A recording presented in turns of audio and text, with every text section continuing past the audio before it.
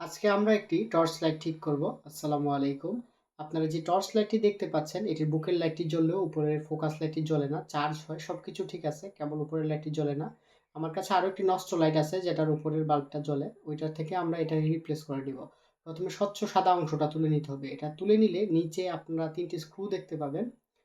একটি star screw driver দিয়ে এটি তুলে নিতে হবে। এটি খুবই সাবধানে করতে হবে, কারণ ভিতরে তার রয়েছে। খুবই কম্প্যাক্ট একটা প্লেসে অনেকগুলো কেবল জোড়া দেওয়া আছে। আপনারা যদি খুব জোরে টান দেন তাহলে তারগুলো ছিঁড়ে যাওয়ার সম্ভাবনা আছে। এভাবে খুলে নেওয়ার পর আপনারা ডিসোল্ডার করে নিতে হবে বাল্বের কানেকশনগুলো। তো আমি প্রথমে চেষ্টা করেছিলাম ফোকাসের যে মিররটা রয়েছে এটাকে না খুলে, তো এভাবে করা যায়নি। তো ফোকাসের মিররটাকে আমি পরে খুলে নিলাম ইসের সাহায্যে, আবার আরেকটি স্ক্রুড্রাইভারের সাহায্যে খুলে নিয়ে এবার ওপেন সার্কিটটি থেকে ডিসোল্ডার করে কেবল দুটো ডিসকানেক্ট করে নিচ্ছি। একইভাবে আমার যে পুরাতন লাইটটি আছে, এই যে ডিসোল্ডার করার পরে ঠিক এমন হয়, গরম ছিল আমি বুঝতে পারিনি। তো একইভাবে পুরাতন লাইটটি থেকেও যে সার্কিটটি আছে সেই সার্কিটটি ডিসকানেক্ট করে নিব। ডিসকানেক্ট করে নিয়ে পুনরায় আমরা যে লাইটটিতে এখন লাগাবো সেখানে পজিটিভ এবং নেগেটিভ চেক করে আমরা এখানে সোল্ডার করে লাগিয়ে দিব। আপনারা যারা আমার মতো এই ধরনের কাজ ঘরে করতে আগ্রহী, তারা নিত্য নতুন ভিডিও পেতে আমার এই চ্যানেলটিকে সাবস্ক্রাইব করুন এবং পাশে থাকা বেল আইকনটিতে ক্লিক করে নোটিফিকেশনটি অন করে দিন, যাতে করে আমার নতুন ভিডিও আসলে আপনারা তৎক্ষণাৎ জেনে যেতে পারেন।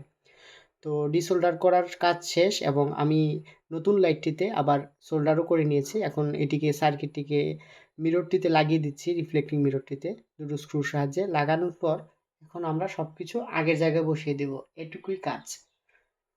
বসানোর সময় খেয়াল রাখতে হবে পিছনের দিকে চার্জিং পিনের একটি স্পকেট রয়েছে, স্পকেটটিতে ছোট একটি স্প্রিংযুক্ত অংশ রয়েছে, এটিকে খুব সাবধানে বসাতে হবে এবং সব কিছু বসানোর পর একটু চেক করতে হবে যাতে কোনো তার দুটি অংশের মাঝখানে চাপা না পড়ে, কারণ এভাবে চাপা পড়লে সেই তারটি কেটে লিকেজ হওয়ার সম্ভাবনা থেকে শর্ট সার্কিট হওয়ার সম্ভাবনা থেকেই যায়।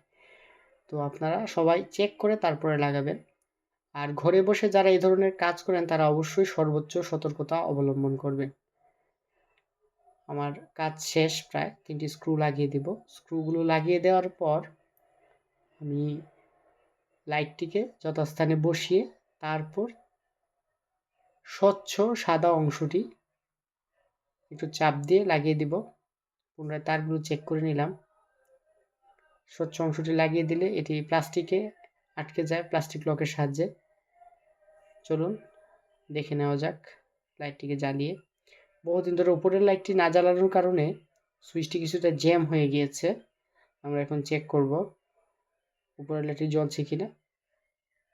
আপনারা দেখতে পাচ্ছেন লাইটটি জ্বলছে। ধন্যবাদ সবাইকে।